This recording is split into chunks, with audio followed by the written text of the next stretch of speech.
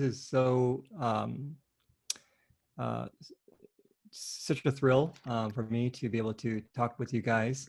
And I'll give you a short disclaimer. I think maybe as I was reviewing my notes for today, I think I was debating, is this too much tough love? Shouldn't I be just really encouraging all the time? But I think because I care a lot about marriages, I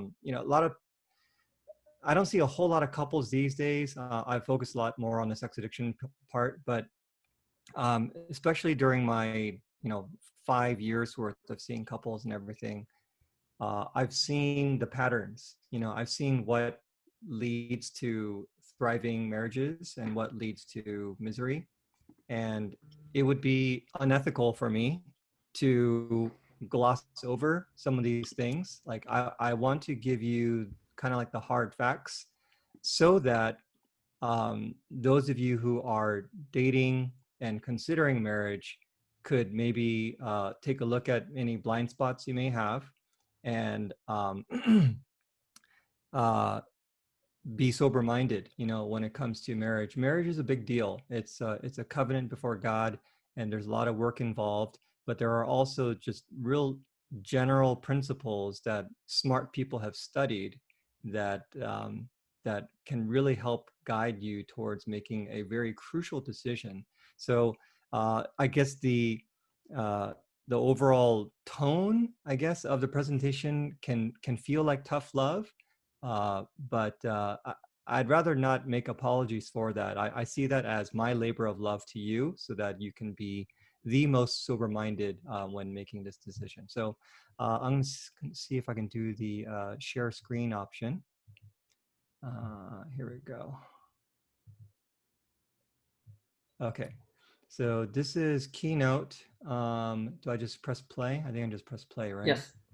Okay. All right. So great. So the fundamentals before popping the question, and this is coming from a therapist's perspective. This might be new to some of you, and those of you maybe who've been reading a lot of maybe Christian psychology books, maybe this won't be new to you, but I'm going to try to be as clear as possible, and I'm also going to try to be as interactive as possible. Let's see. So here we go. How do I? Oh, here we go. So let's think of a scenario. Let's say that you heard that someone is dating someone. So as you are either sitting, listening to this alone, or as you are sitting with your partner, try to think about what are the first things that we ask them when a friend of yours says that they started dating someone. Okay, take a minute just to think about what are the first things that you ask, and then when the time is up, I will ask you to turn on your microphone and share what are some of the first things that you ask. So go ahead and discuss that with your partner.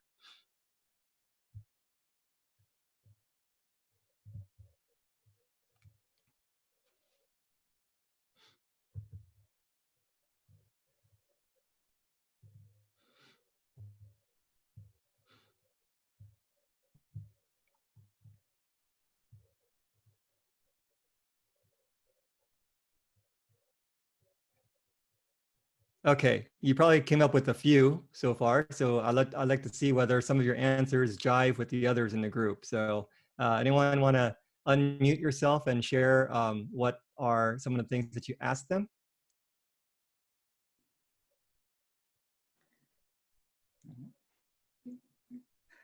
I was telling Gina that, at least amongst my group of friends, the first thing that we would ask is, let me see a picture. Yes, what do they look like? Mm-hmm. Yes, that's probably one of the first things that people ask. People say that guys are superficial, but you know what? Girls are just as superficial, Oh my gosh, like what does he look like, right? So, oh, I see someone, June, is that nodding his head? Okay, yeah. So, guys get a bad rap. But girls, they can be just as superficial as guys can be. So, all right, what's another one? The things we actually ask, or the things that you kind of want to ask? Either or, either or. Sunmin says, what'd you say? How'd you meet? Mm. Yeah. How'd you meet? Okay, sure. How'd you In my meet? heart, Good one. I'm like, are you guys having sex? Are you guys having sex? Okay, that's what you're thinking on the internally, but then you're not actually saying it out loud. Okay, all right. What do they do? What in terms of like career? Like career?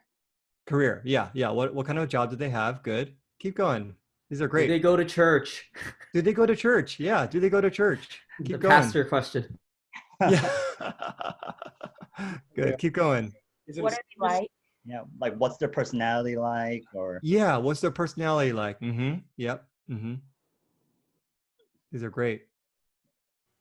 Are you like seriously considering marriage with this person? Yeah. Yeah. How serious are you guys? Really, really good. Okay. Yeah. You guys are. You guys are really shaking off the rust here and coming up with some good responses. So you're right. I think a lot of people were nodding their heads as you shared your answers. This is very common. This is what we automatically ask when we find out that someone is dating. So I'm going to go back to let's see. How do I go back to the um, my slide here? Did I? Whoa! Did I lose it? There we go. What just happened? Okay, hold on a second. Let me try And to while he says figure out how that, to.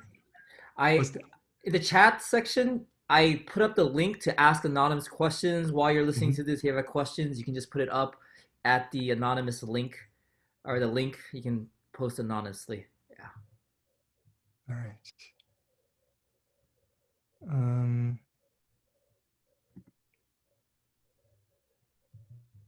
okay, here we go. All right, can you see that? All right. So these are some of the first things that we ask. And then what are some common search filters on dating apps or on Indian matchmaking that you have seen? So this is a little bit different than what you're asking them. But if you can remember your days of going on dating apps and trying to figure out, okay, my my my match needs to meet these criteria. So try to think about what are the common search filters. Take a few seconds, and then I'm going to go ahead and ask the group again, what you came up with.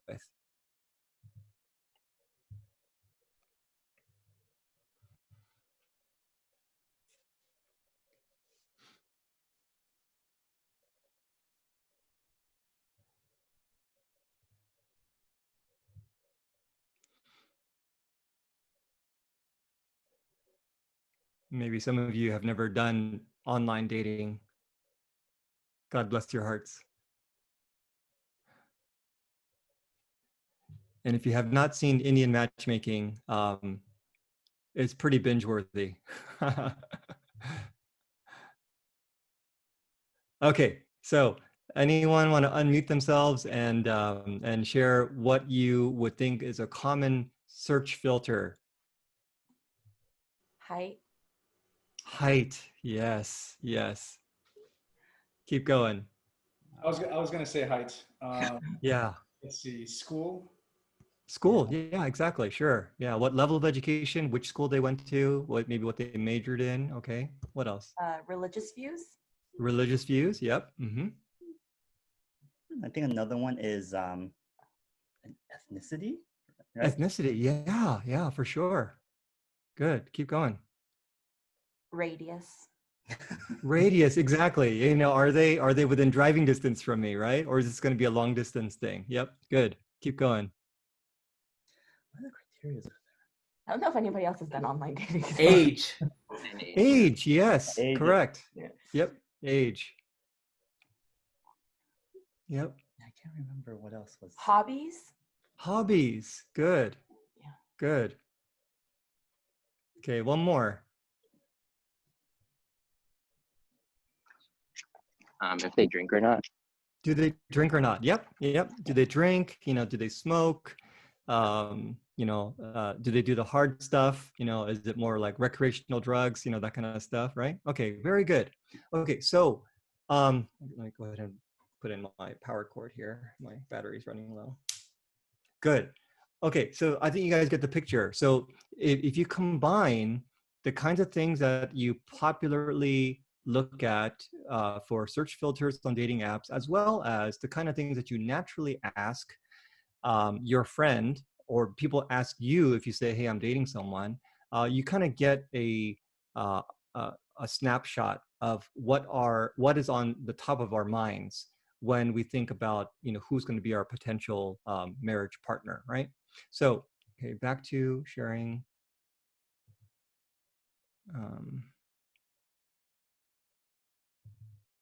Okay, so the point of that little exercise is we're conditioned, right, to focus on things that actually are unrelated to a thriving or a miserable marriage. Okay, they have no relationship really. Okay, I don't want to say no relationship. I'd say they have much, much, much less relationship than the other things that I'm going to be sharing about today. And we're talking about a thriving marriage or a miserable marriage. And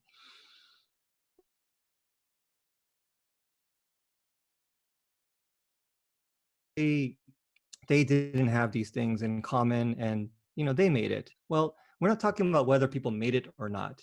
We're not talking about whether people sometimes a husband or a wife will silently suffer for decades.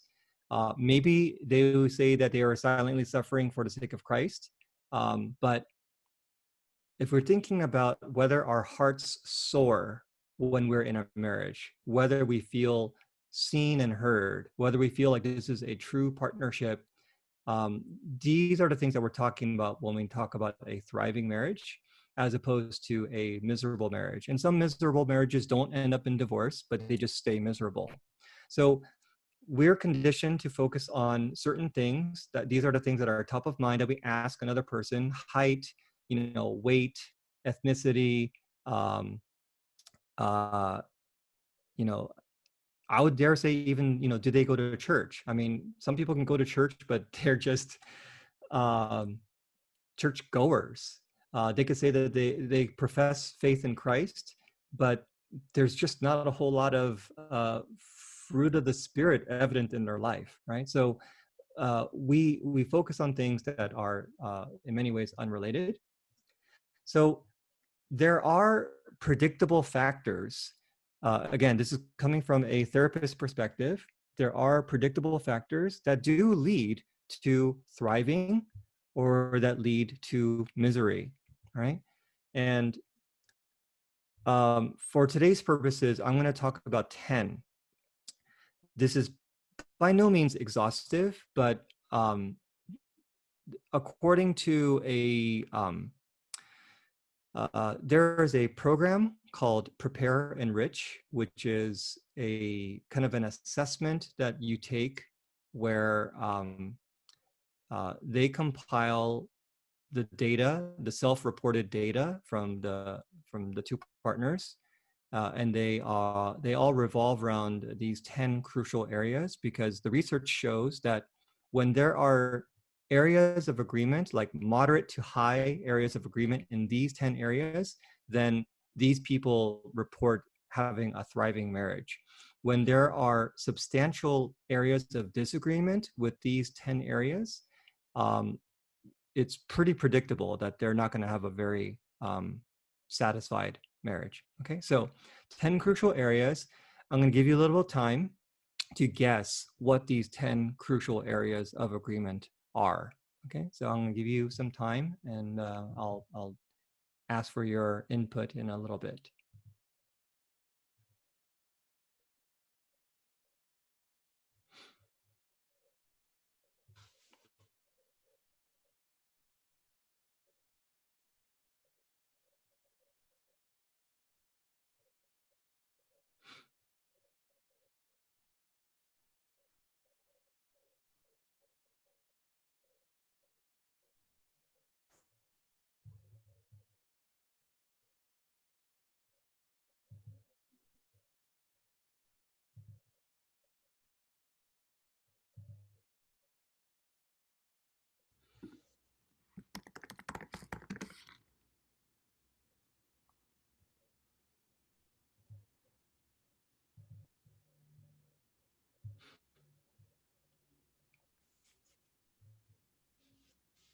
Okay. Um, I didn't expect you to get all 10, but just for the sake of time, I want to see whether you guys can at least come up with some of them. And then I'll go ahead and show to you what all 10 are. So any brave volunteers to offer what you think are at least one of the crucial areas of agreement? We have a couple here listed. Money, family, our spiritual relationship with God, and communication. I think that's one of them. Great. When you say money, can you be a bit more specific? I think more like what are your views? Like maybe someone is more okay with debt, but the other person is not, or things like that. Like how you view money and how you want to spend it, or. Got it. So you're talking about like the philosophy of money. Yeah, maybe. Like spending habits, saving habits, things like that. Like how you prioritize money. Yeah. Great. Yeah. You came up with 4 wonderful ones. Thanks for that. Good. Sure, keep going.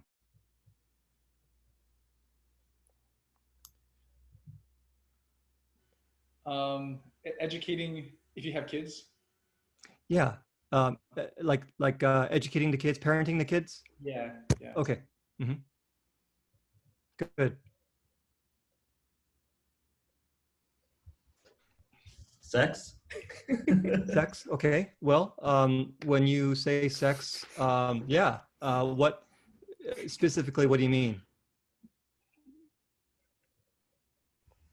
Maybe there's a disagreement between a couple that want to have sex, and maybe it's more severe, as in like they don't want it at all.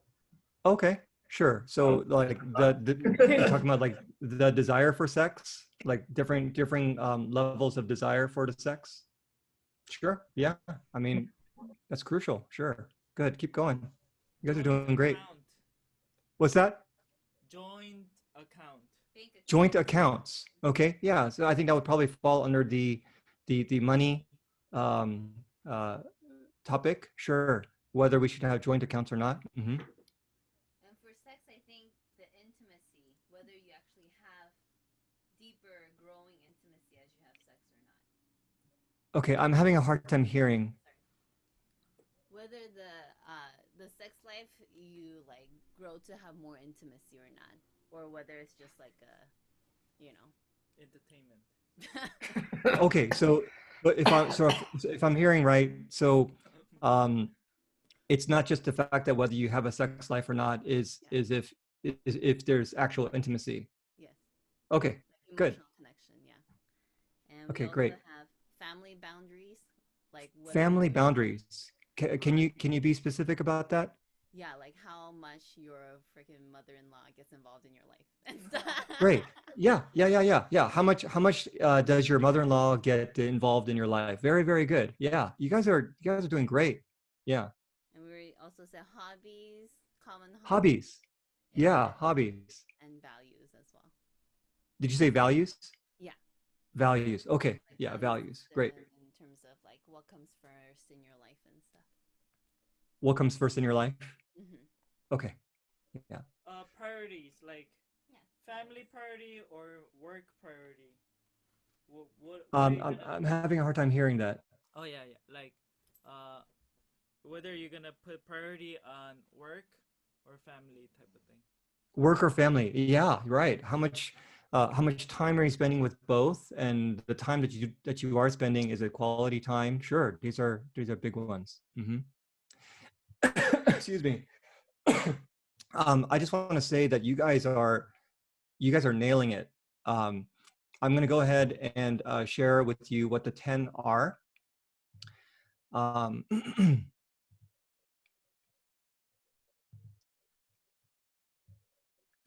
Okay, so the 10 crucial areas of agreement: communication, how conflict is resolved, the partner's habits, financial management, leisure activities, which is maybe a synonym for the person's, someone said hobbies. Sex and affection. So again, you nailed it. It's not just whether you are having sex and the sex is enjoyable or not, but what is the affection like? How is the affection interpreted? Family and friends, you mentioned the boundaries that is embedded within this category. Character traits, this is more like, are they shady? Are they, do they keep secrets from you? Or the other way, are they good at keeping confidential information secret? As in, like, are they a gossip? And a lot of other character traits as well. Spiritual beliefs, also a big one. Sometimes people say, yeah, I'm a Christian, but it's okay. I can, marry a Hindu, or I can marry whatever. Well, if they really feel like they're at a place where their faith matching up is not important, and that's actually what the other person believes too, well, believe it or not, they might thrive. But if one person feels like faith is very, very important and the other person does not, that's going to be a problem. And then parenting style. So I think you guys really have answered these well. I think you understand what are the crucial areas.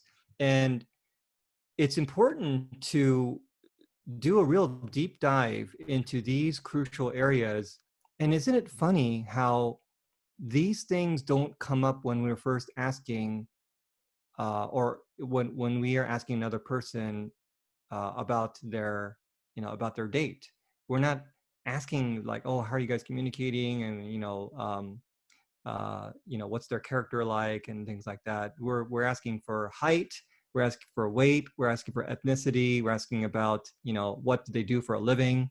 And maybe it's because, I don't know, maybe the superficial stuff is seen as an icebreaker or something, but maybe it's an easy way into the deeper conversations. But I think overall, when that's all that we hear, that's what we tend to start looking for. And then that starts to cloud our judgment about whether this relationship will really work out or not. So it's, in my opinion, it's just way better to go into these areas first. And then the other stuff, such as height, or, what their income is and stuff like that, that's just kind of bonus, right? So what I'm going to do is I'm going to give you some case examples. And, I mentioned earlier the program called Prepare Enrich. So these are actual graphs of people who took the assessment, and I'm going to show you the different levels of agreement. And I'm going to tell you my impression of these couples, because I saw them and talk with them at length. And I also know a little bit about, the outcome of their relationship, right? So let me go ahead and start with this one. So if you take a look, these graphs, there are 9 categories. The one that's missing is the parenting one. And so with Prepare Enrich, the parenting scale comes separately. And so it's not any less important. It's just that for this particular scale, it's not included. As you can see, this couple is seen as a vitalized couple type. And that's because all their areas of agreement are at least 50 and above. Okay, as you can see on the right side, spiritual beliefs is 100, sexual expectations is a 90, communication on the left is an 80, and then everything else is 50 and above. So as I think about this couple, one of the things that I remember about them is that there were some real problems with the in-laws, and one of you mentioned about the boundaries. Well, these in-laws were boundary crashers. They just obliterated boundaries, and um, the adult child, for a time, didn't step in and confront the mother-in-law, or no, not the mother-in-law, their mother, to say, no, you can't do this. And so the other partner felt very uh, felt very unprotected, felt like there was a ganging up, on them. And as I was coaching them, the person with the boundary busting mother decided, I'm going to have a courageous standoff, with the mother. Now, unfortunately, this led to a lot of conflict between this person and the mother, to the point where it was near disownment.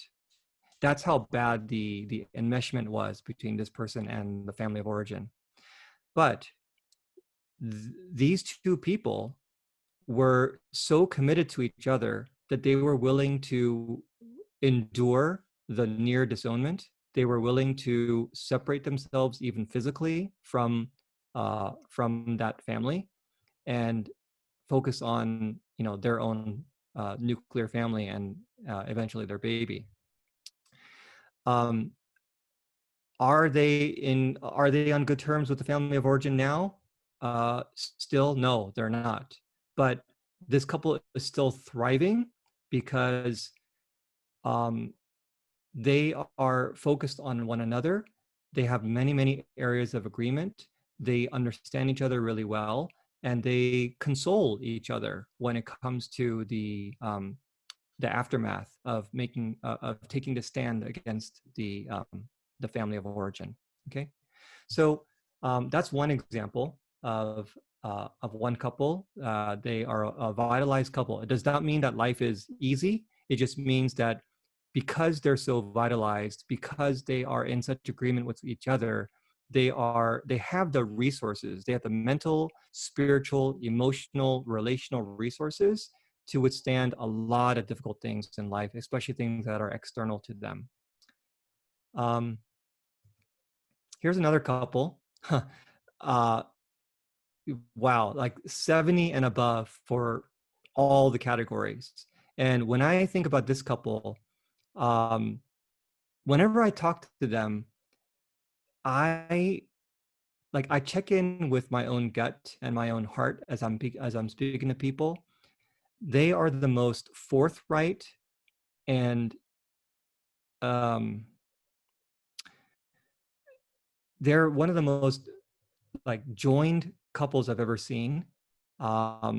They actually make me real happy. And some couples are good at putting up fronts. Some couples are good at posting, very, very nice posts on social media. But then if you kind of peel back the onion layers, like, ooh, it's not that great, right? These people, they don't even have social media, I don't think. But they are just kind of what you see is what you get, and they don't have a problem speaking the truth to one another, and they are just so for each other. They've had some issues, I think, with they've had some issues when it comes to figuring out, things regarding kids, but because they are so for each other, they're okay with going back and forth and debating and things like that, because they know that even though they're debating, they don't feel like the other person is their enemy. They just feel like, they're really working towards some sort of negotiation, which I'm going to get to a little bit later. So this is a very, very vitalized couple, perhaps the most vitalized couple I've ever seen. Here's another one, 60 and above. There's only one 60, which is the partner style and habits. But this is probably a close second when it comes to like how together they feel when they're in the room with me. Again, I don't think these people do a whole lot of social media, so they don't feel the need to put up any fronts. For them, truly, what you see is what you get. Even though their personalities are so different from one another, um, they really take the time to hear each other out, and they've really done a lot of work in expressing their more vulnerable feelings to one another. And um, yeah, I mean, it's no joke. They really do feel like a vitalized couple to me. Okay, so these are three examples of like positive couples, a couple examples. Now here comes some couples that are actually experiencing some misery. Okay, so um, there's one category on the right, which is relationship roles. What this means is like they kind of know, like, you know, oh, is the man going to be the head of the household, and does he, you know, is he the breadwinner, and is the woman going to be the, you know, the queen of the house, and she's going to be the queen of the kitchen, and, you know, it's like more traditional roles. They are in complete agreement about that. But everything else, 50 and below, okay, sexual expectations is 50. You see partner style and habits is 0. Now, partner style and habits can be something like the way that a person, like maybe their cleanliness, maybe the way that they, uh, maybe the way that they spend their time. And this is different than their leisure activities, but like maybe they feel like they're just not productive enough. Um, they are so critical of one another because what they see as being right doesn't match up with what the other person is doing. So they're always trying to make the other person become more like them. And they drive each other crazy. This couple has, they have broken up. In a way, I think it's a blessing because I think they would have probably divorced if they had gotten married. um, they they continually assume wrong things about the other person rather than asking the other person, you know, what is your mindset as you do this. They assume that the other person has a particular mindset, and they're usually wrong. And as they assume these things, they come off as very aggressive, very judgmental and critical, and obviously the other person, you know, takes offense to that. So it's a very conflicted couple, and they don't see eye to eye on many, many topics. So it wasn't a big surprise to me that that they are no longer together. Here's another example. Conflicted. Their highest is spiritual beliefs, which is a 60, and sexual expectations, which is 60. Everything else is 30 and below. This couple also is not together, even though they were on the verge of proposing. Um, you know, when they went through these scales, and then I explained to them what these scales mean, I think they took a hard look at their relationship, and they realized, okay, maybe now is not the time to get married. Maybe we actually need to work on these things. But the sad thing is that they worked on it for a little bit, and then they said, nah, I'm good. And so they decided like not to be together. So yeah, these scales are no joke. They're not 100% accurate in terms of predictability, but they're pretty accurate, especially when the scales are this conflicted. Obviously, there are some couples that are going to have more moderate scales, and that's what they call more conventional. And they'll do okay, you know, they'll have a pretty good relationship, but I wouldn't say that they'd be thriving, not thriving like the first three examples that I showed you. And I think that's going to be the goal for most of us, is how do we have a thriving relationship, the kind of relationship where we feel like, um, not that we don't go through tough times, but we feel like um, we're just so thankful to be in this relationship because it's satisfying. It feels like a true partnership, and conflicted couples, they don't really feel that way about one another. Okay, so let me see. All right. Okay, let me stop here and then stop the sharing. And I want to see whether any of you have some questions about either the scales that I presented to you or anything else before I continue on. Is there a And you guys book can that always ask your questions privately too if you want. Go for it, Slimmy. Sure. is there a book that goes along with these factors? Or like Well, okay, not that I know of. So these factors, these categories come with the Prepare Enrich website and assessment. Prepare Enrich, their website may have some resources. I don't know whether there's particularly a book involved, but you know, as an extra resource for you guys, I can also provide for you a PDF that has the worksheets that are related to these categories. I could probably send that to Pastor Michael, and then he can distribute that to you. But those are really cool. Those worksheets are a good way for you to sit down with your partner and to go through them. And you know, a lot of therapists out there are like certified facilitators in Prepare Enrich. And if you go to them and say, hey, I want to take this assessment, that'd be a great way for you to see like where you guys are at. And so here's the thing. I showed you some case examples of people with conflicted results, but the reason why they didn't end up together is because they didn't really work on it. You know, they just kind of stayed conflicted. But for those who are conflicted and they really work on it, I do see a lot of potential for them to eventually end up being a thriving couple. But yeah, I'll go ahead and give Pastor Michael the link to the PDF, and then you guys can do those worksheets. And a lot of other books out there, you know, things like I mean, I feel like a lot of the books out there utilize the same data.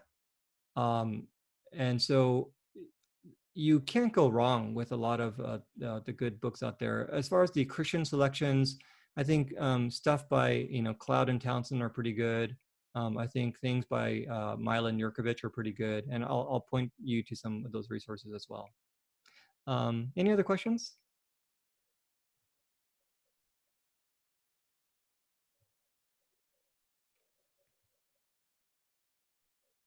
Okay, if not, you guys can definitely ask questions as you go along. But I'm going to show you another slide.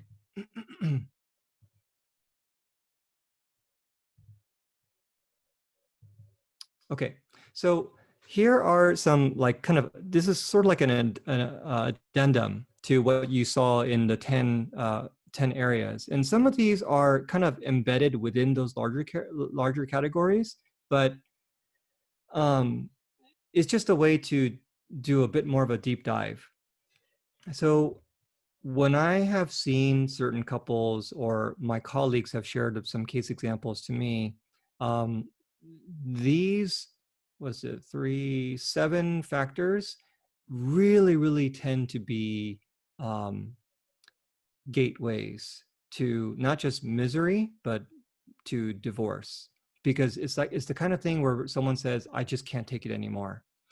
Addiction, this could be in the form of sexual addiction, alcohol addiction, gambling, even gaming. I know that a lot of guys are into gaming, and it's kind of like their release. But then, you know, gaming is a very addictive thing. And so they're spending hours and hours doing this and not spending time with the family and stuff like that. So that can lead to divorce. Definitely affairs can, because affairs lead to a real traumatized state. The partner they're going to have the same type of neurological trauma as if they were hit, like T-boned by a truck at an intersection.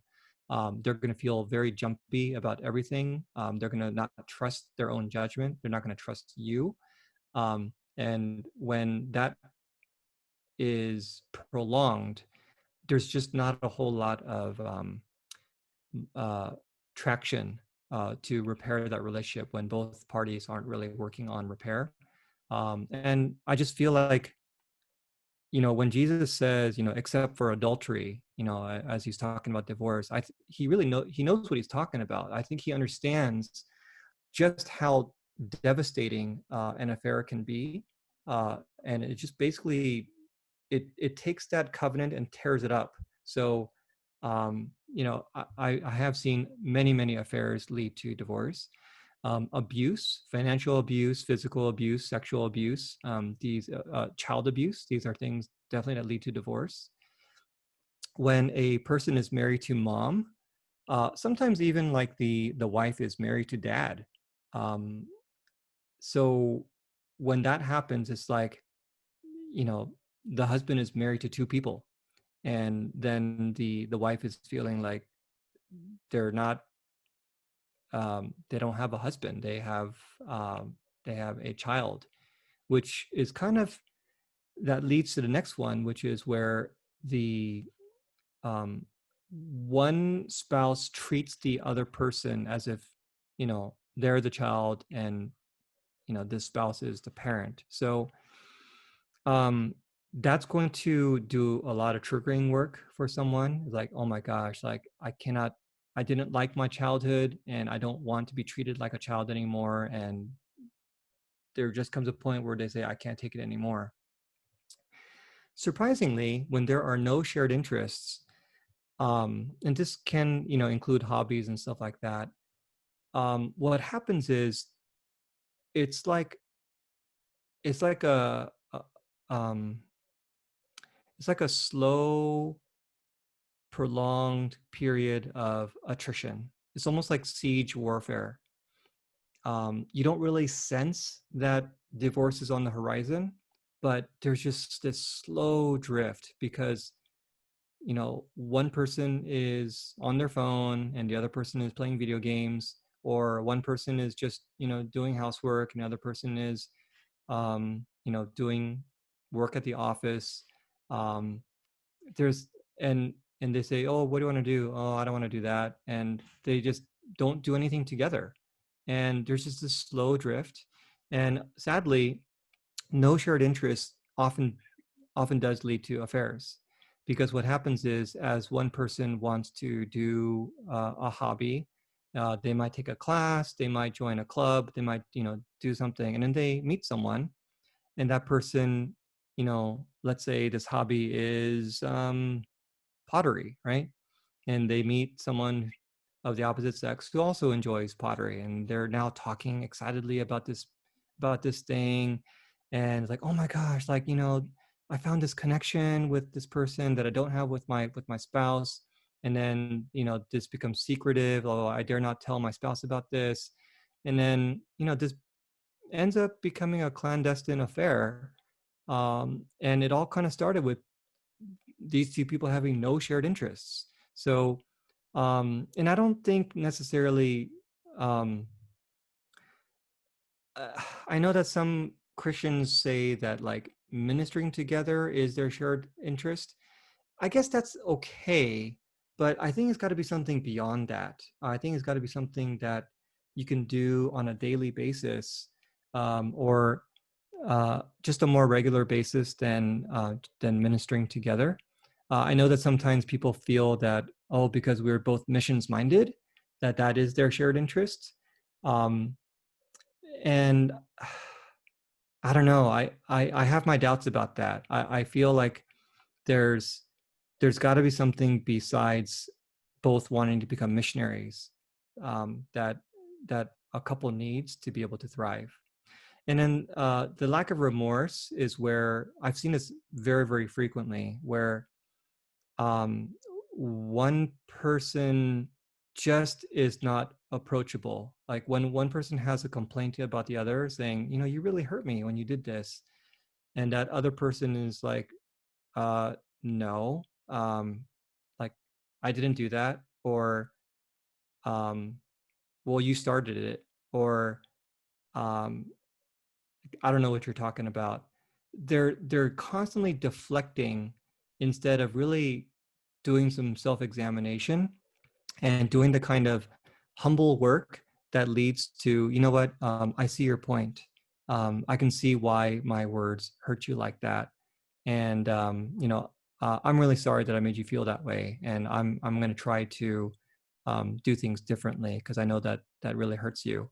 Like when those things aren't existent in a relationship, though the thing that happens is that resentment builds up, and there's going to come a breaking point where the person says, I just can't take this anymore. I can't be in a relationship where the other person is not approachable and the other person does not take ownership of, you know, their behaviors, which lead to a lot of hurt. So this is not an exhaustive list, but again, these are the kinds of things that I've seen really do lead to divorce. And again, these are the kinds of things that don't get talked about when we are doing search filters on dating apps, and we're not really talking about when, you know, we get excited that someone is starting to date someone. So I'm going to do another stop share here and see whether you have questions about this addendum that I posted.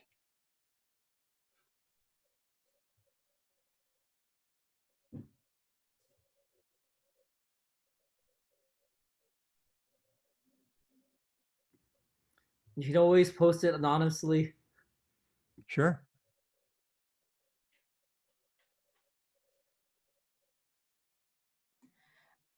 About the personal interests one, if like is it the same, I guess, problems that you see when maybe the two parties are aware that maybe there are no shared interests, and so they make, if like one person makes more of an effort to, like, maybe like for example the pottery thing, one person wants to do pottery, the other person's like, I'm not really interested in pottery, but I'll just do it with you just to so we can like have something to do together kind of thing. Yeah.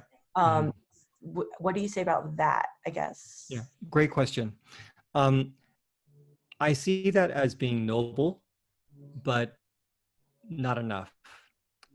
Because there are certain things that, you know, a person likes what they like, and you can try to like pottery, but if you're the type of person that just doesn't like to get your hands dirty, like there's going to be a limit as to how much you're going to like pottery, right? So it's not a matter of, like, for example, I know someone who, you know, really love, you know, Lakers and love watching Lakers and going to Lakers games, and the wife is like, I really don't care about that, right? So, but then she says, okay, I'm going to try. I'm going to sit here and watch Lakers game with you. And the guy is going crazy. Yeah, you know, go Kobe, you know, all kind of stuff, right? And then she's like, yeah, I'm going to go chat with my friends. You know, like I'm going to sit here next to you on my phone and chat with my friends. And so, like, the guy's cool with that because it's like, all right, cool. She's letting me watch the game, right? But there's no real engagement between the two of them. There's no real shared interest. She's just sitting next to him. So rather than having one person try to like what the other person's doing, I suggest that the couple really try to find at least one thing that they really like together. You know, if it's, so rather than, like, you know, you can go through the entire Groupon website and pick out activities that neither of you have tried before, and see, you know, it might be actually fun to explore together. Like, okay, neither of us have ever taken a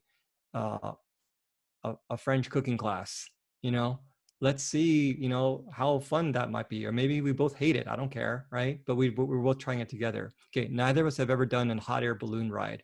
Neither of us have ever done glass blowing. Neither of us have ever done, you know, whatever it is.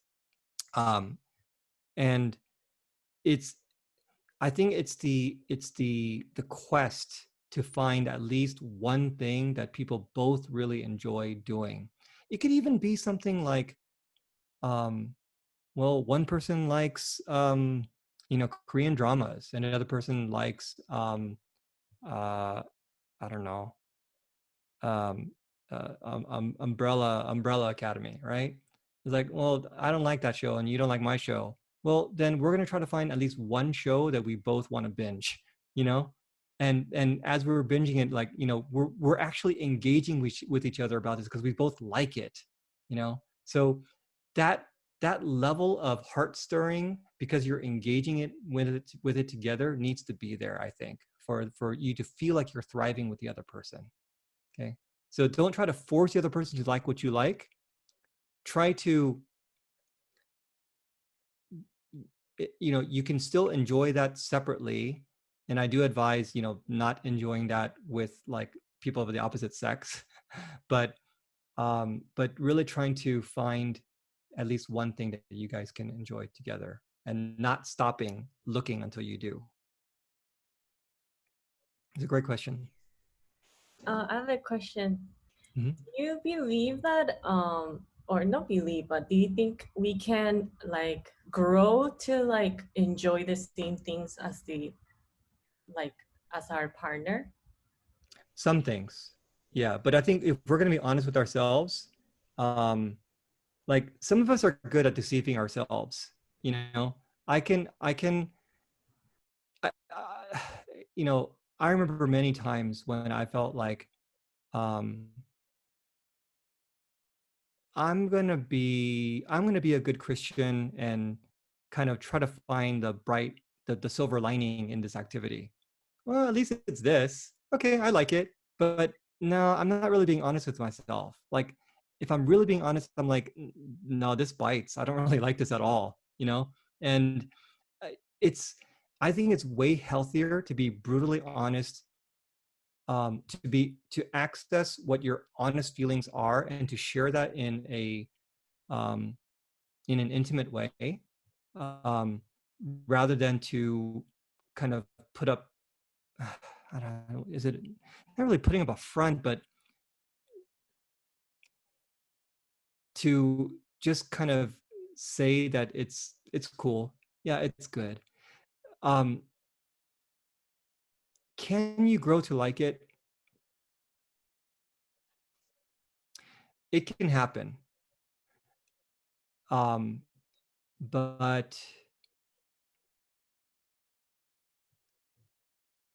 I think it's more the minority.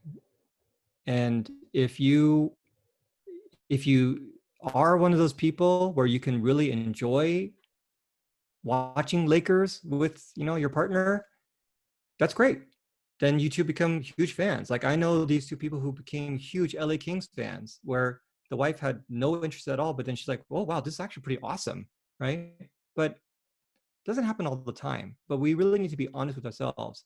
If she said that it's awesome, but in her heart of hearts, she's like, no, this isn't awesome, then that's kind of like, that's kind of weird, right? But if she really, I mean, you could tell that she is a diehard LA Kings fan now, that she, in some ways, she even like likes the Kings more than her husband does. And, you know, he's like, this is fantastic. But you got to really be honest with yourself if you are going to go in that direction.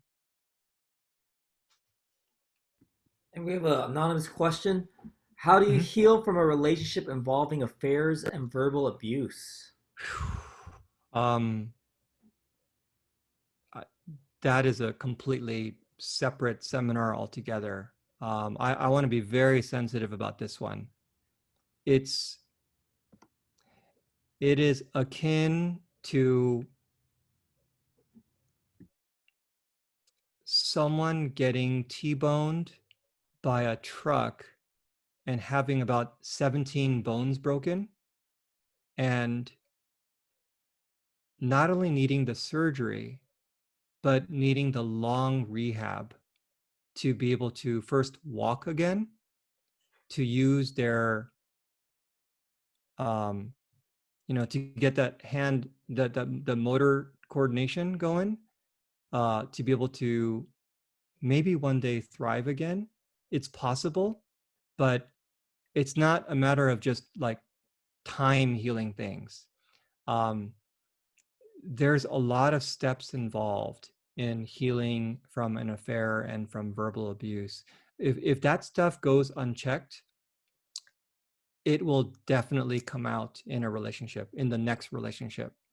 Or if it's still that same relationship that they're in, there needs to be not just proactive healing on the victim's part, but proactive I mean, I can't even find the right word. Like there's so much work that is necessary on the perpetrator's side, because as they are at fault for hurting this person, there needs to be deep acknowledgement of it, and a deep acknowledgement of their own I don't know, sin and need for healing. So yeah, that is a completely separate topic, and we definitely want to be careful about either entering a new relationship if this has occurred until that healing has happened, or if this is the current relationship, we really need to be taking a look at how hard are we working at making this a safe relationship, and then after a safe relationship, how can we make this a thriving relationship? Because we don't want to be smoothing things over, saying, no, it's all good, you know, I'm tough. Like, no, we don't want to have that approach. This is again, I want you to have the visualization of someone having 17 broken bones, maybe vertebrae damage, maybe neurological damage, maybe brain hemorrhaging. The kind of care that that person needs, it's that extensive, and the person who hurt them can't just say, dude, why can't you just forgive me, or let's just move forward. Like, it doesn't work that way. This person is bleeding out, and they need to be very, very mindful of the amount of damage that was caused. Thank you. Mm-hmm. Okay, definitely there'll be questions, time for questions later, so I'll continue.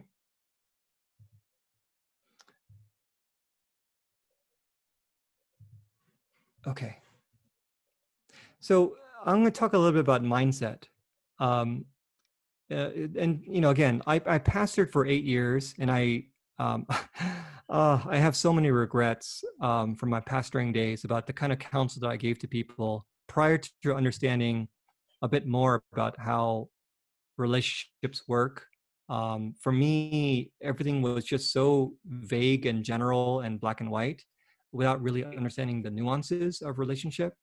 And so I just want to put this out there, that many Christians do stay married despite scoring as a conflicted couple, but they are miserable on the inside.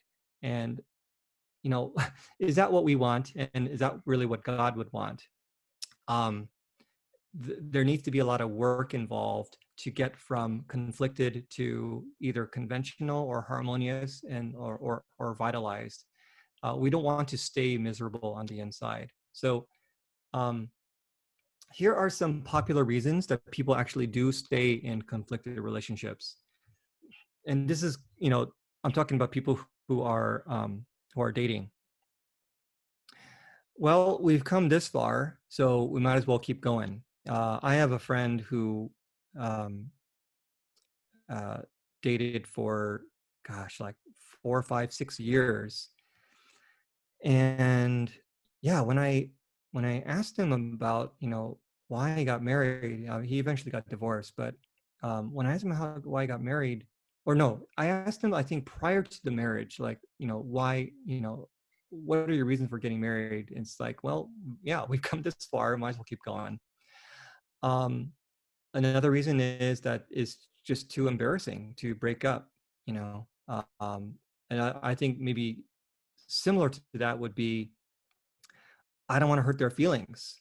You know, I can't break a person's heart by ending their relationship, so I'm going to keep going.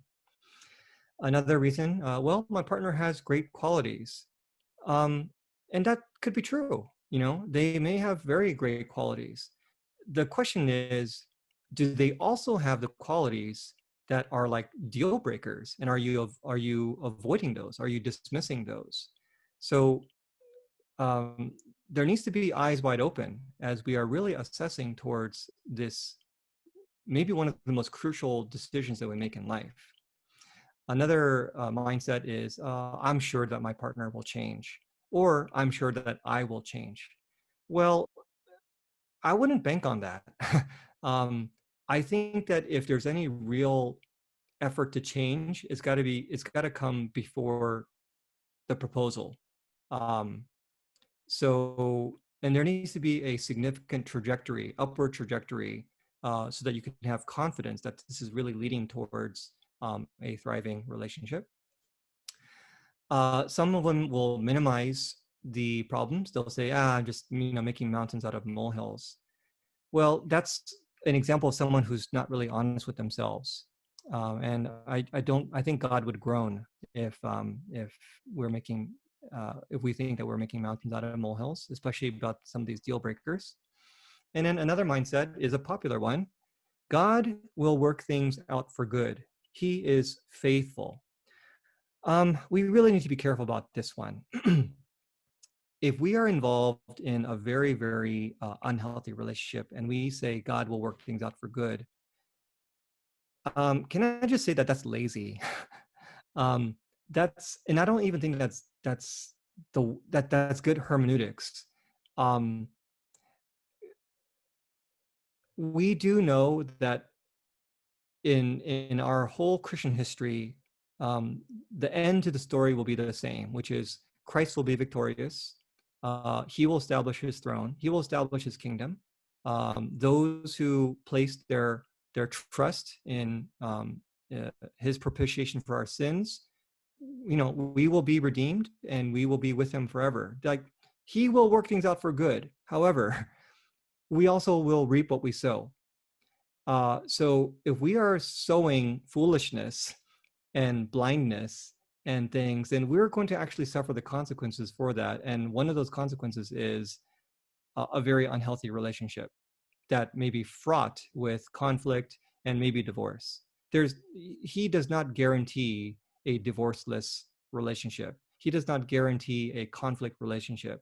He does not guarantee that just because we put our faith in him, and we have our heads stuck in the sand, that he's going to work things out for good. It just doesn't work out that way. So we need to be able to differentiate between God being a faithful God and his requirement for us to be wise when we make our decisions.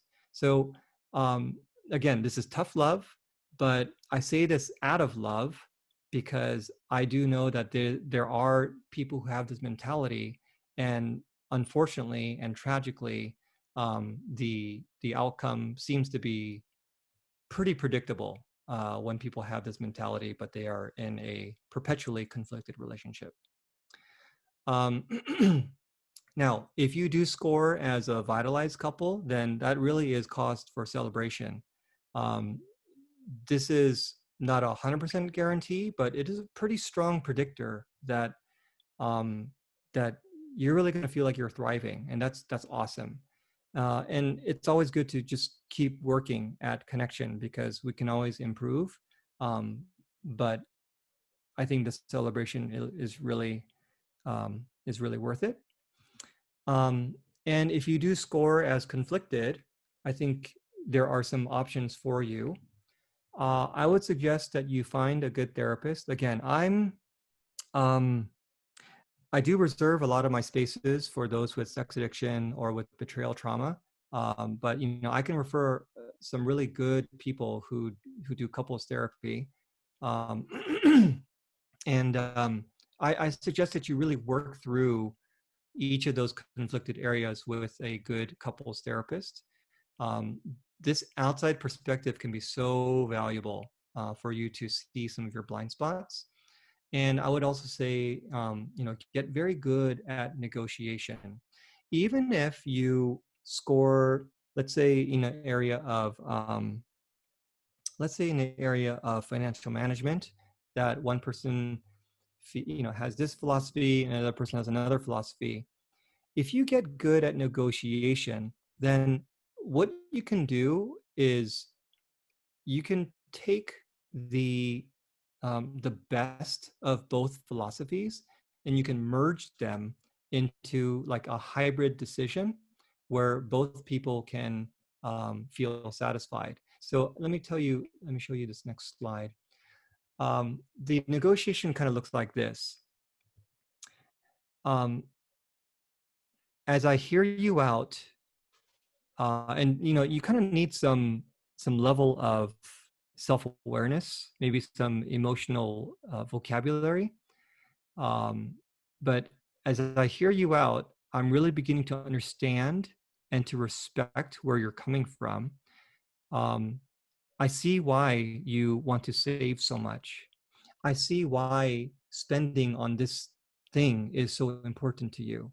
Part of it may stem from your childhood, part of it may stem from your view of yourself, and I get it. I also want you to know that I have a position too. My position is worth respect. I want you to understand where I'm coming from too. And then why don't we come up with a solution or a decision that we both can enthusiastically agree upon, right? And it might mean that we both sacrifice something, but we're not feeling as if like you're being heard and I'm not, or I'm being heard and you're not. We're realizing that this is fair to the both of us. And if we don't feel it's fair, we need to roll up our sleeves and work at it some more until we can both say, yeah, I think this encompasses both of our philosophies. Is this a lot of work? Yes, it is. And not many of us are good at it. I don't know how much practice we had as children doing negotiations. I don't know how much practice we had even amongst our friends. Excuse me. But now is the time to really practice negotiation before you get married, because you're going to need a lot of negotiation skills when you do get married. So this is of vital importance. Okay, so let me stop here. And let's see if there are any questions about what I just shared there.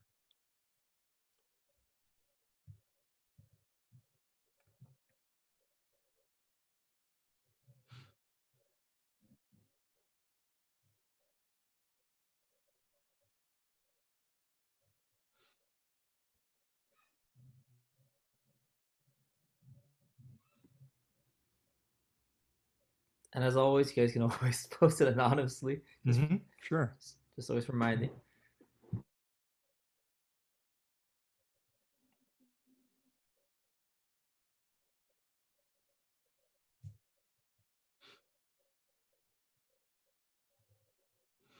It's funny when I saw many couples, I would invite them to enter into a negotiation stage.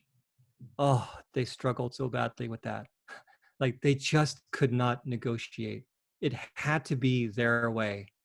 And I felt like I was kind of sucked into this awful vortex. So this is what it's like at home.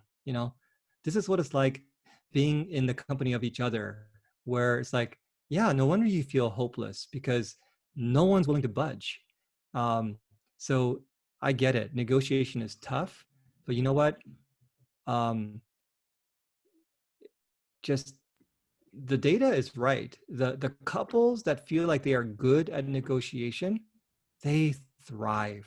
They really feel like they thrive, which is so much better than we're doing okay, or no, we suck. It's like the way that the heart feels when you are in a thriving relationship is so categorically different than we're all right.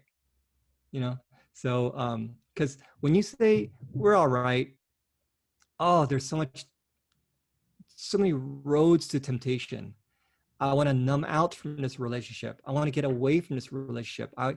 This other man is now suddenly attractive. This other woman is now suddenly attractive. It's so much. Now I feel like I'm thriving when I'm with this other person. So we don't want to be in a place where we're just, we're all right. we want to always work towards, us thriving in our relationship.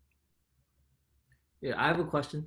So for negotiation, is it okay for one party to demand non-negotiables if the other party is willing to just let the other party have their way because it's not that important to them? For instance, right, my wife has this thing where we have to throw away the trash no matter what every single day, even though the trash is not completely empty. Yeah. Or even like we had a roach problem once, so she makes me literally like close all the sinks, like literally close them up and like make sure it's all up and turn off and like turn on at least one light so the roaches are afraid of the lights, and that's not a scientific thing, but she just does that. But for me, it's like whatever, that's nothing. I don't mind at all. So it's just I just do that.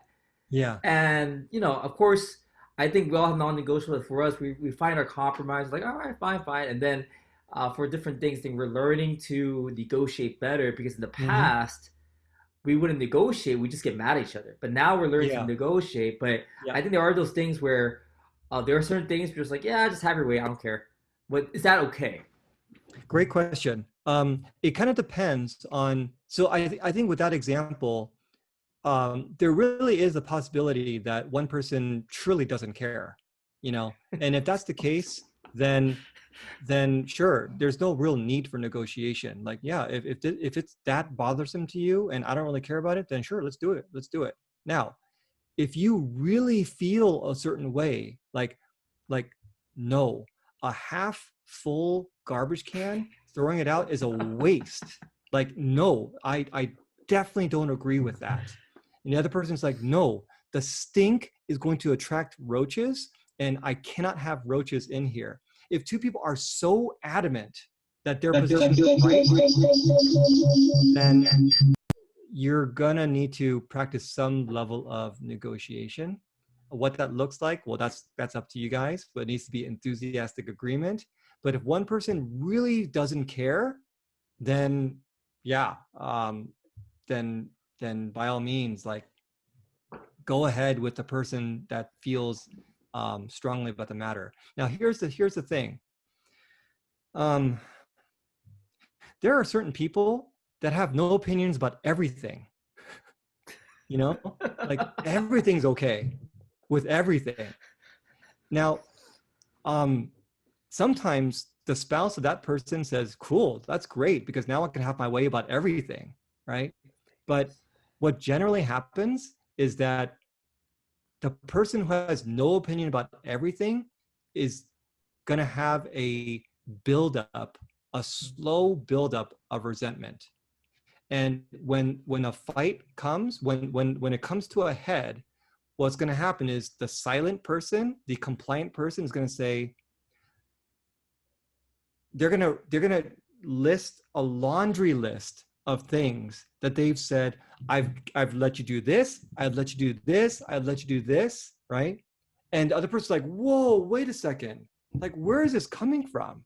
I thought you were okay with these things. But the person who says, yeah, I'm okay with everything, they really need to check with themselves and ask them, am I truly okay with this? Because if they're truly not okay with it and they say that they're okay with it, they're just being compliant. They're just being conflict avoidant. They're being what they call a pleaser or an avoider. And though that may seem Christian, right? Oh, I'm putting the needs of the other person above my own. What's secretly happening is that resentment is building up. And that's not honoring to the Lord either. So the more honoring thing is to say, look, I really do have a strong opinion about this, but I also want to know why you have your strong opinion. I want to be able to respect that. I want you to be able to respect where I'm coming from. And can we come up with a solution that works for the both of us? That is way more honoring to the Lord than just saying, oh yeah, sure, do that. Even though inwardly I'm thinking,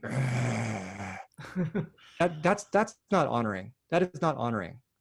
So we need to be very clear about the things that we assume are Christian, but actually are more embedded in fear, in just trying to avoid conflict. I'm wondering, just continuing piggybacking off that question, are there certain things, not as a therapist, because I know therapists more have to like facilitate it, can't give the answer, but like when you're a pastor, because like at least for me as a pastor, Yeah. that you would say, hey, just suck it up and just throw away the trash. Or for instance, for me, one thing that I had to suck up when my wife was pregnant was she hated doing the dishes. So Yeah. she asked if we can get paper plates. Yeah. For me, it was like, that's money down the drain. We could just wash the dishes. Yes. But Yes. you know, like this is just me as a pastor. I was thinking, all right, let's just serve my wife. I'll just think of it Yes. as giving her a present. Get her some paper plates, less stress. This will solve a marital problem right now. Easy to go. I'd rather have this peace, and I do have that avoidance thing a little bit, right? Like I feel like I'm doing Sure. group Sure. therapy right now. Yeah. So do I. Yes. Yes. But Yes. then, Yes. but I do feel as though like, oh, that's one thing that I think objectively, Yeah. it's like me just laying down my pride, almost. Yep. Yep. Yeah. I get that. I get that. And this is something. You really bring up a key point here about how much do we know ourselves and how much do we really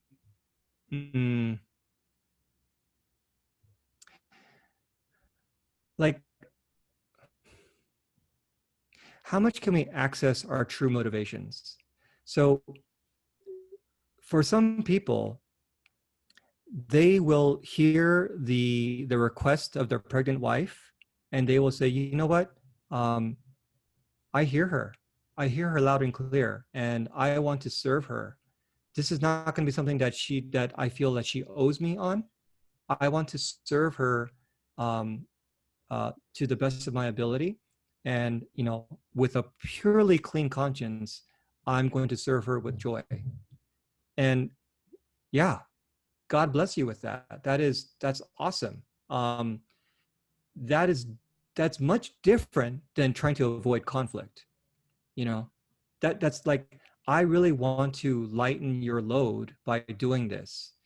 But avoiding conflict is, oh my gosh, like, okay, if I don't do this, she's going to keep on nagging me about this. And that is not serving her as like with a joyous heart. That is just like, that's just like trying to, that's like walking around eggshells. That's walking, you know, that's tiptoeing. That it's a very, you need to be very conscious of like what's going on internally for you.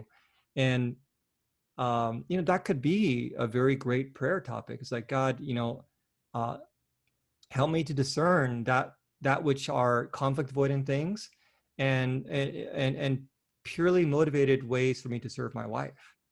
I think the fact that you are just even bringing that up is a great impetus for us to be mindful of how we're praying for things. Because if we are just being conflict avoidant, then we need to show up in the relationship and work towards negotiation. And if it's really not about avoiding the conflict, but it's just like, yeah, I think that she's in a place where she really needs my service. I'm going to do this without keeping track, without keeping score. That's a great motivation too. Now, this is the third question for me, my final question for now. Where's the fine line between self-denial that will fuel self-denial and avoidance? Because as a good spouse, you want to serve your spouse, right? But at the same time, what will happen is, I believe, I've even heard some friends, they're saying, all right, I got to be a good Christian. I'm going to do whatever my wife wants. But the thing is, they lose their own identity, and that resentment that you talked about builds up. So it's almost like, you know, so that's why I was saying, if there's like an objective, there are objective things that people should deny themselves in. Whether it be, I'm wondering if this is more an exercise in self-awareness, like you were just talking about. But yeah, I do think that it is the self-awareness piece is key. We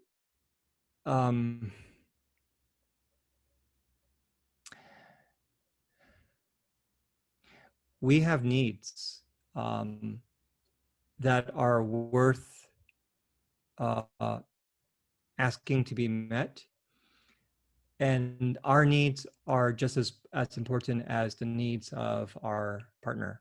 So to be able to have the self-awareness where you know what your needs are and you ask for them, and you are just as invested in knowing what the needs are of the other person and having the willingness to meet those. And if they are in conflict with one another, saying, let's figure out a way to get both of our needs met. I think that is an example of submitting to one another, right? As it says in Ephesians. So the self-denial part, there may be seasons of self-denial. Like again, if the wife is pregnant and just either doesn't have the energy or the capacity to do a lot of things, like certain errands that she can't run. If there's a newborn and you're trying to trade sleep watches and things like that, there's going to be some aspects of self-denial that you need to engage in, and doing your best to not keep score. But in general, you really want to be able to be aware of what your needs are and to ask them, and not have the mentality of, oh, I don't want to be a burden to someone. Oh, I don't want to be that guy who I don't want to be that needy person. No, this is an interdependent relationship where we need to be forthright with one another. The word intimacy comes from the Latin root, which means innermost. Okay, I forget what it's like, inta or inte, and then mus, which means innermost. So, for us to have intimacy with our partner, they need to know what's on the innermost of us, not just sexually, but what's going on inside the heart. What are we actually thinking about? And we really need to excavate and find out what is going on the innermost of our partner. And when two people can not put up fronts with one another and share, like, hey, I really need this from you, or hey, when you did this, I felt so invisible. I felt so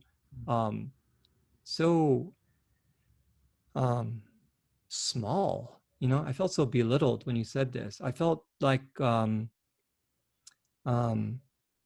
felt abandoned, when you did this.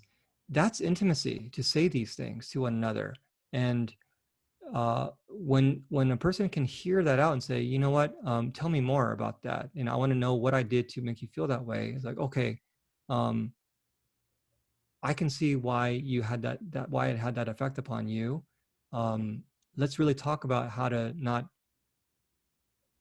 have the same experience in the future. You've really built trust with that person. You've really built the kind of foundation to have a thriving marriage. If you're never sharing with the other person, hey, you made me feel this way or whatever, then we're just slowly, silently carrying grudges. And then it's going to come out in passive aggressive ways. It's going to come out in a form of seeking satisfaction elsewhere. It goes sideways in so many directions, and none of those things are honorable to the Lord. So the self-awareness is very, very key, to not do self-denial as a rule, but there may be seasons of it, but in general, to be okay with having needs of your partner and to express them and to meet each other's needs. I think that is the way to feel like you're thriving. Awesome. Thank you so much. Okay, so let me just finish this off with, I think I have one more slide. Okay, so here are some prayer topics that you can think of. And these are not your typical prayer topics. These are very specific ones that go way beyond, God bless our marriage, or God help us have a Christ-like marriage. This is very, very specific. And there's obviously more to this than what I've written, but this is just to start off. God, point us to resources for clarity, for self-awareness, right? Point us to resources to help with negotiation. God, give us courage to confront our own pride. God, give us courage to show up in the relationship. God, help me to access my truest emotions and to express them. God, help me to value both of our dreams equally, like my wife's dreams, my girlfriend's dreams, my dreams, my boyfriend's dreams. Give me the motivation to heal my past wounds. God, be safe to me. Like, let me give my shame, truly, let me give my shame to you so that I can address my addictions head on. Addictions are so shame filled. And so we don't address them because there is so much shame around them. But if the gospel is going to be real for us, we're going to see our shames as being nailed to the cross. And when that shame is reduced, we can tackle them. We can say, yeah, I have this addiction, and I'm going to make sure that this is eradicated from my life. God, give us resources to be sexually pure. Why? Because when we're engaged in sex, prior to marriage, it is so much more difficult to assess and evaluate our relationship, the true compatibility of it, the true health of our relationship, because sex can cover up so many things. You've heard a term about makeup sex. That's a myth. Sure, you might feel like you're made up, but those issues still remain, and you can't address issues just by having sex. So there's ample time for there to be kind of a restart, so that God can really motivate you to be sexually pure and to really have a sharpened vision of how to assess this relationship without the sexual component, which is it could truly be like blinders on a horse. So that is a very key topic as well, prayer topic. And then God, let me not depend upon signs, right? God, give me a sign that this is the person for me.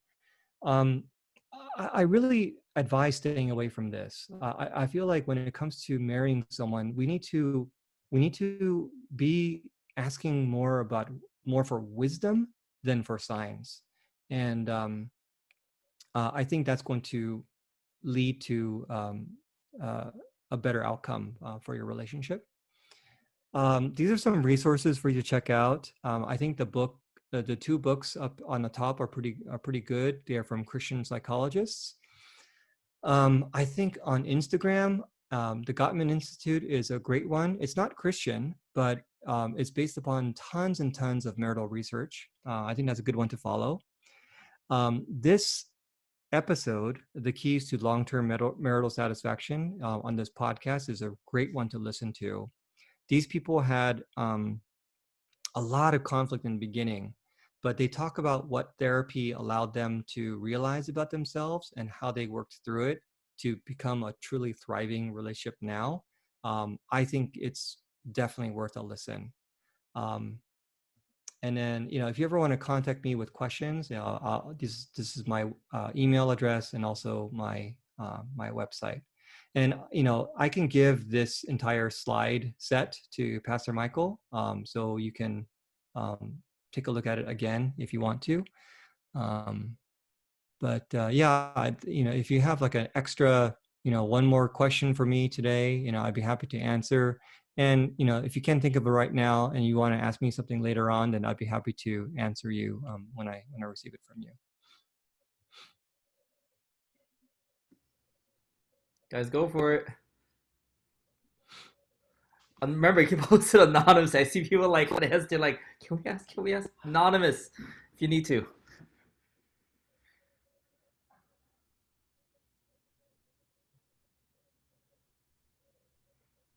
Should I give you guys like a minute or two? Like, I feel like people are like conferring, they're discussing. Okay. Can we? Yeah. Why not? I don't know.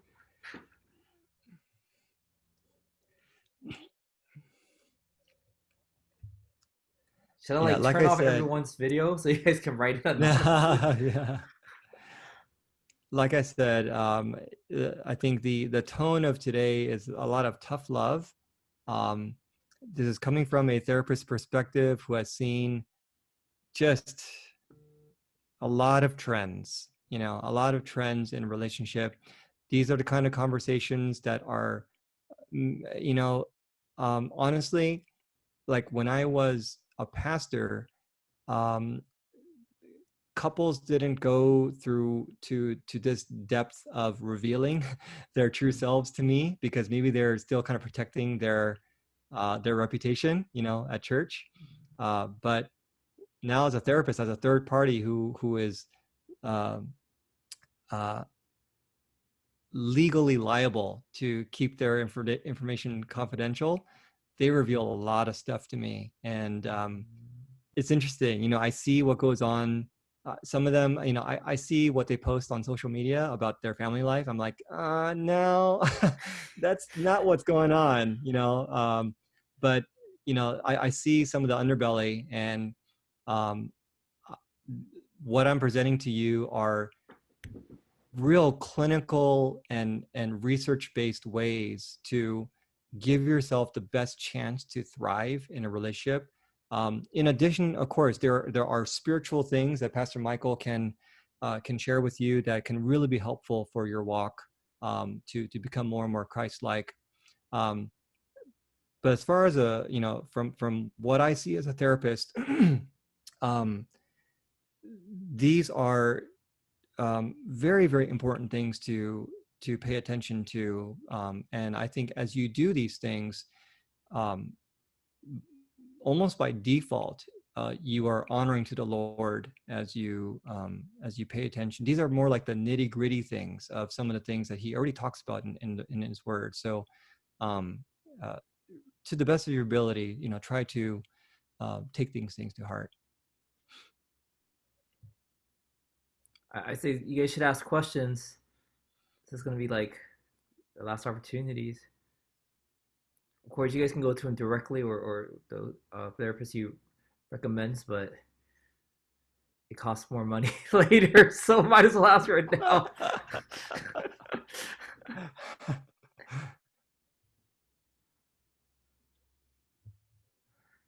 Yeah, I see a couple of people talking.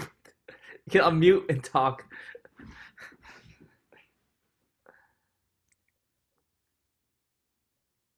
There we go. I feel I think we know that the easy answer, but we just want to ask. For example, if you have some negotiation, like you do some agreement, and example, like someone does laundry on Thursdays or something like that, and then I think we both do it. Sometimes we don't keep it. So how do you go? Like we were talking, we were saying, oh, maybe the answer is just you just do it. But then is there do you have like a different?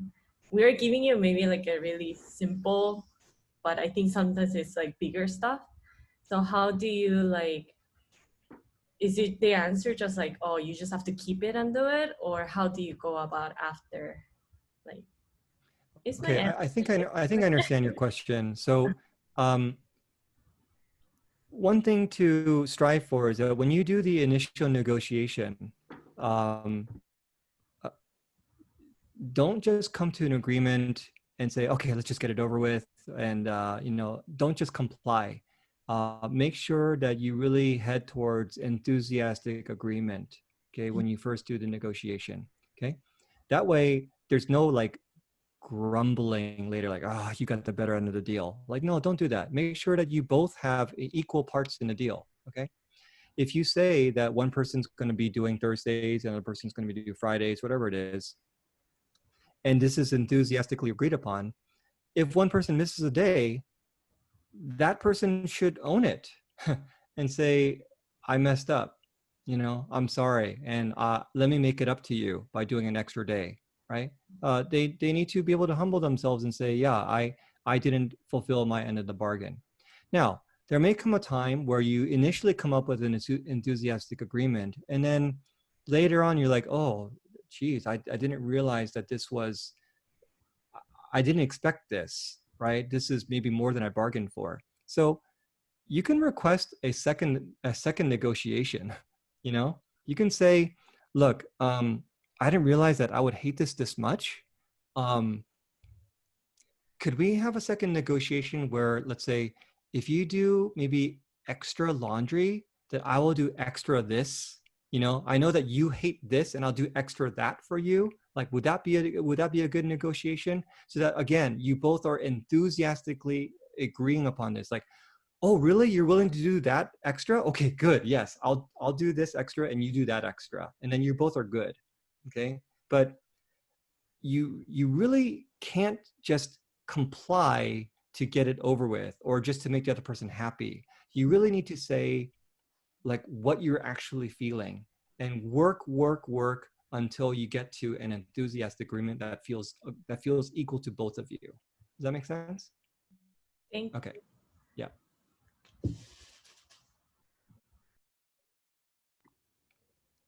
Now it's time to ask questions. We're gonna wrap up soon. And anonymous as well.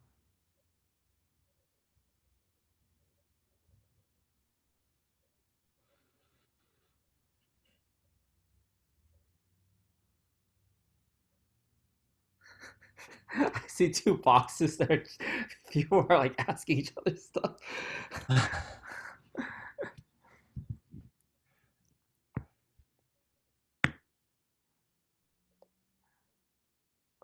I'll maybe give like 30 more seconds All right. per question. Because I don't want to respect people's time as well. All right, here we go. Here's an anonymous question. Mm-hmm. Did you see cases where just a minute, a couple, and do you see cases where you therapied a couple and believe that their marriage will be good but ended up not being good? So you counseled a couple and you thought they would turn out well but actually didn't.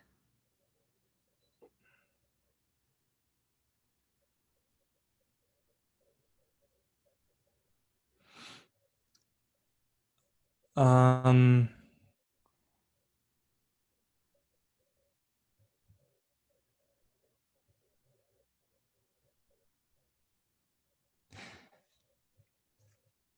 I have almost exclusively used the Prepare Enrich assessment, and when they score as a vitalized couple, well, here's the thing.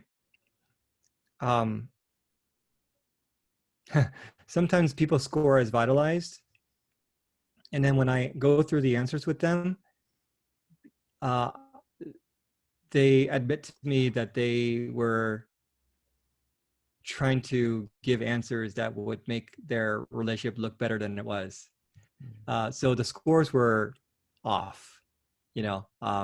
But when their scores were accurate and they scored as vitalized, to this day they're still thriving, even though there may be occasional fights, even though they know how to resolve the fights well, without holding grudges, without keeping a list of things. Like, no, they really know how to resolve it so that it feels fair to the both of them. They are still with their challenges on the externals. Like, let's say their finances are suffering. Maybe there's some boundary busting with the in-laws, but they know how to deal with it. So personally, no. But I do know of some other people who have reported to me that they really thought that a couple would do well, but I just don't know whether, like, I don't know the factors that led to that. I will say that sometimes there are things that we just don't know about our partner. Like some things that they don't report. Maybe they have a history of lying. sometimes there are chemical changes that happen in a person. Sometimes there are traumatic events that happen, and then the way that they respond to the trauma is kind of shocking, that they didn't expect it. Sometimes, yeah, it could be, while they're driving, they get into an awful accident, and then like the horror of that accident really kind of changes them as a person. It could be a miscarriage, that really affects them. It could be a death of a parent that no one could predict, and that could really change a person. So those are some of the bigger factors that could change the ways that two people can relate to each other.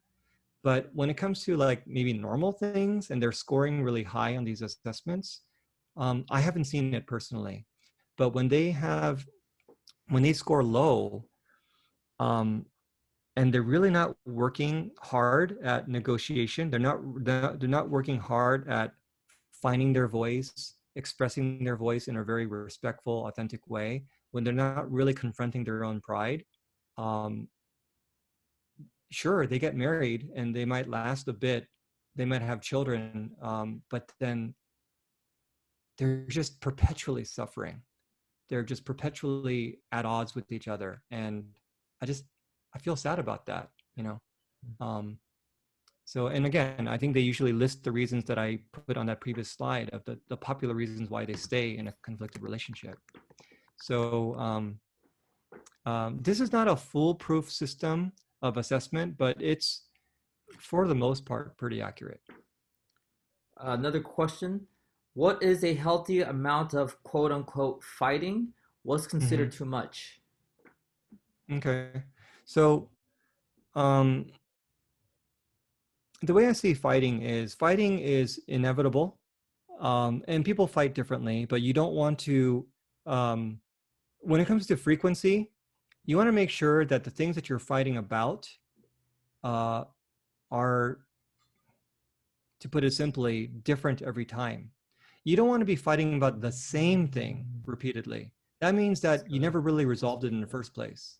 Okay. So if you're going to be fighting about something, that's fine. These are two sinful people, and with different styles of living, and they need to work things out. They need to learn how to negotiate. They need to find a way to make it work so that they are both thriving. And to kind of work those things out it takes a lot of effort. Now, if the fighting is now leading towards aggression, whether it's overt aggression, passive aggression, is leading towards abuse, is leading towards feeling like you are better than the other person, these things spell trouble. So it's not a matter of whether you fight. It's a matter of, when you do have these strong disagreements, how are you resolving them in a way that these things don't have to occur anymore? And again, not occurring doesn't mean one person is just kind of like becoming a doormat and saying nothing. Like, not occurring means you both came to a resolution that works for the both of you, that sits well with the both of you. That is the real key to true resolution. If you guys are getting to a place where the fights are aggressive, abusive, it leads to just a lot of, numbing out on the side, oh, I can't handle this. I'm just going to go, play video games for 10 hours. I'm just going to go on an alcohol binge. That's not a great way of coping with conflict.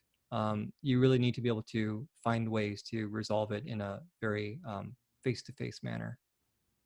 In the chat, there's a question on the topic of negotiation. Any thoughts on negotiations on issues that involve parties beyond two individuals, like family boundaries, in-laws, friends? Any general considerations if, for example, the negotiations between the two individuals would affect or ruin the relationships with the outside parties?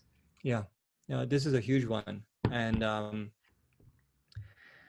look, people will see this differently. If you did watch Indian matchmaking, Seema, the matchmaker, her philosophy of marriage is that this is not between two people, it's between two families.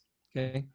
that's her way of looking at it. There's another matchmaker in that documentary that doesn't believe that, and I think she's Indian too. So she believes that it really is between two people.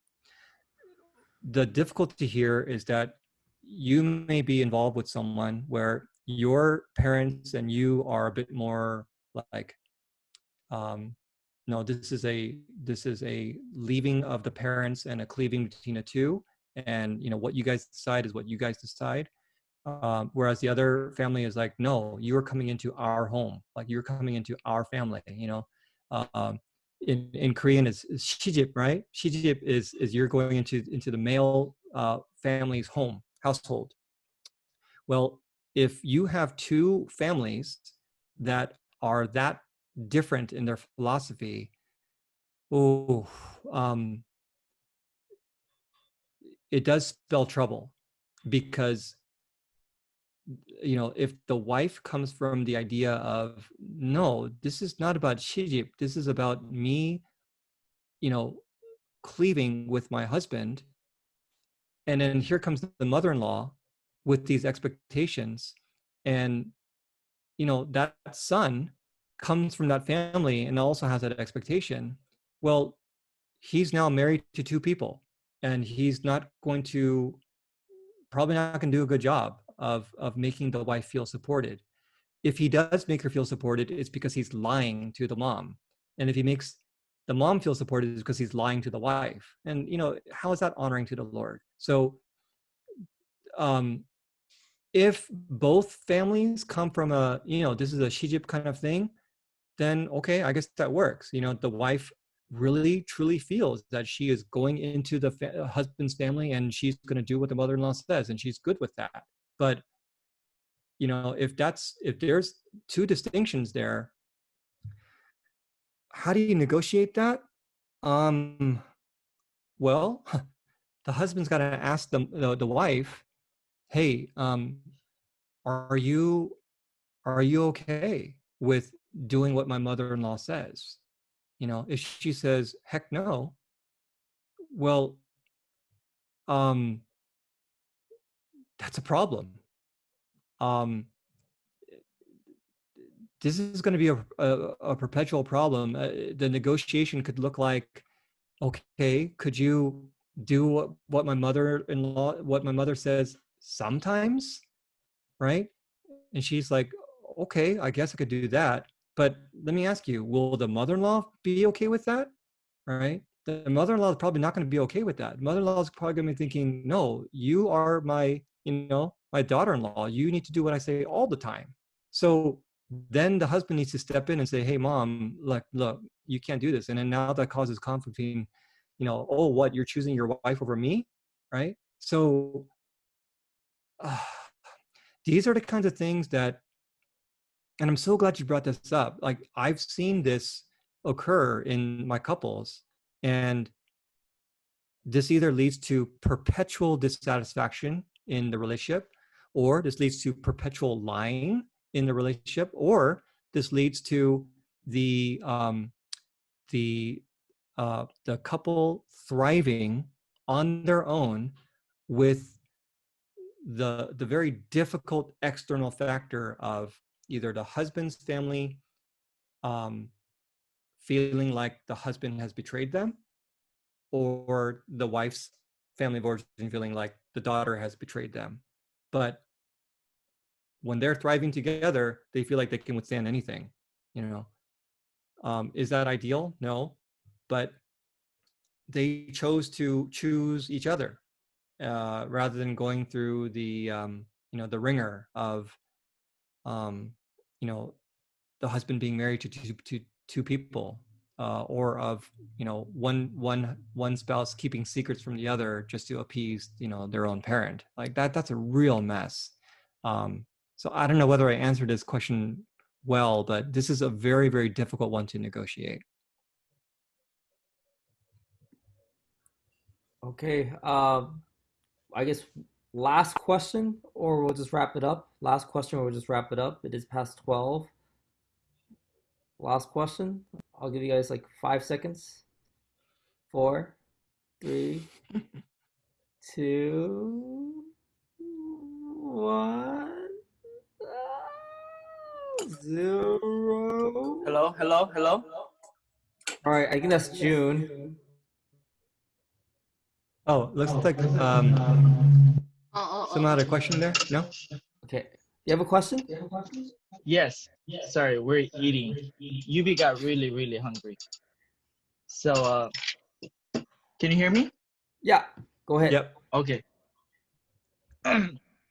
So we have this thing called the terrible cycle, and it's something that one thing happens and you always go through the bad cycle, which is From the book Hold Me Tight. is from the book called Hold Me Tight. But we go Sue through Johnson? that. What Johnson? Steer Johnson? Sue Johnson. Seal Johnson, is it? Sue Johnson. Sue Johnson. Sue Johnson. Yes, Sue Johnson. But basically, my wife gets critical of me sometimes about different things because I do things very worthy of criticize stuff. And then when she accuses of something or she blames me of something, I get very 뭐지? I get defensive.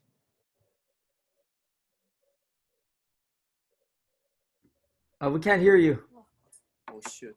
Oh, no, we can hear you again. Yeah, go for it. Hello? Yeah, we can hear you again. Go. Mainly, well, mainly I feel like guilty that I'm the bad guy trying to defend myself. How do you, and I feel like this has been ongoing for a really long time. Do you have any advice for that? Sure. The simplistic answer is that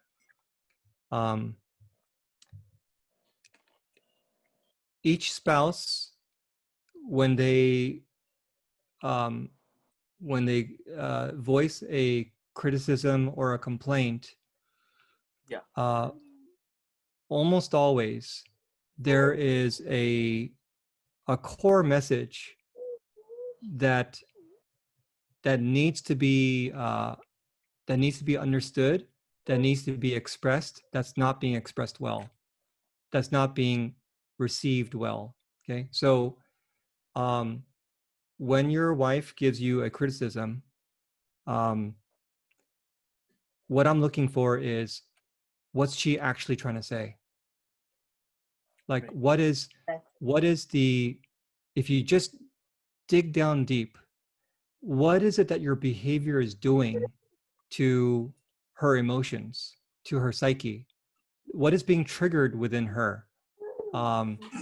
Is she reminding you of something? No, sorry, is your behavior reminding her of something that maybe goes way back to when she was a child? What is the, does your behavior make her feel insecure? Does your behavior make her feel unseen? Does it make her feel out of control? Does your behavior make her feel like her world is turned upside down? If those things are more readily received, then husband, you are a slob. Husband, you are a jerk. Husband, you are incompetent. Can't you do anything right? I told you to get the sugar, not the salt, right? Like when you have a lot of criticism flying back and forth, like who in the right mind can hear that well? But when one person says, hey, when you went to the market and you got this instead of that, I felt so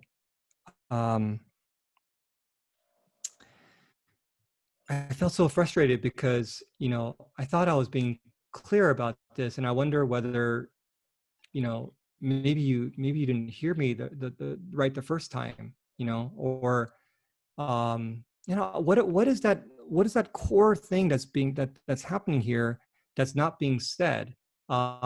because it's not a matter of, hey, stop criticizing me. It's really more a matter of how can I understand where you're coming from so that I actually have compassion for what you're addressing to me, right? And I know it sounds like you're quick to criticize yourself. That's not a healthy place to be in either. You know, like you really need to have a mindset where her needs towards you are just as valid as your needs towards her. And so, you know, I would recommend that you really work on accessing and valuing your own needs so that you guys come at discussions as equals, as opposed to a one up, one down relationship or a parent-child relationship, which, you know, many spouses end up doing. They feel like, you know, my wife is my mother, or my husband is my father. We don't want to go there. We want to make sure that we're able to express our innermost with one another, and that includes the very vulnerable things. So I hope that somewhat answers your question. Yeah. Okay. Thank you. Okay, we are over time, Kevin. Good and bad relationship. We'll talk about that next time. But Roy, thank you so much for your seminar. It was such a great delight for us. I think there's probably more questions that people want to ask. They're like, time's over. But definitely, you guys reach out to Roy if you guys want that counseling and help and recommendations, referrals. He is the guy to go to. If sometimes pastors ask me, do I know any therapists or whatnot? The first guy that I always think of is Roy. He is the guy, right? He's someone I trust, and he's very good at what he does, right? And I really suggest listen to the Same Boat podcast. It is so good. It's like the feels, and like it's like a healing episode, like every other episode. But yeah, it's a great thing. And Roy, do you have any last comments for us before we leave? Yeah, I'm so impressed that that you guys are hopping on to this call on a Saturday. You know, there are so many other things that you could do with your time, but for you to invest in learning more about what it takes to thrive in a relationship, and in the thriving, you know, to really honor the Lord. I'm grateful that you would join me during this time, and don't be afraid to look deep into your relationship. Um, this really is an exercise of courage, an exercise of partnering with God and seeking the things that that He would want for you. And sometimes we are afraid of looking too deeply because we may not like what we see. But the way I see it is,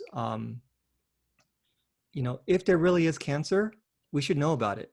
You know, if there are certain things that we're experiencing and it turns out to not be cancerous, but it's just something more like benign, then, you know, that's good news, and we can, you know, adjust our treatment accordingly. But we want to make sure that what we're dealing with is something that we're turning a blind eye to, but we want to really be able to evaluate things bravely. And I think as you do so, you really give yourself a strong chance to have a thriving relationship. So I hope you guys take that to heart. Thank you so much, Roy. Really enjoyed this time. Guys, the resources are there, and I'll ask Roy for the PowerPoint or the keynote and the PDF as well. Yep. And I'll send that out to everyone who joined the Zoom chat today. I'll send that out to you guys just as like a small treat. And yeah, it was great. I mean, this was so good. Oh man, this was so good. I'm so happy. So happy. Like, it was so refreshing and so real. Oh, it was too real. It felt like a Korean drama. This could be like a nice Netflix series. Oh my goodness. But yeah, even just having real couples talk about, dang, that's really, really good. Yeah, we appreciate your time. And guys, I'm just gonna wrap up. Oh, June, Yeah. Can we take a picture really? Oh yeah, for sure. Sure. Let's all smile.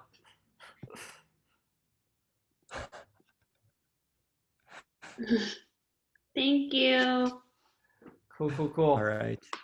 All right, guys. Have a great rest of your day, and thank you, Roy, once again. Bye. Bye, everyone.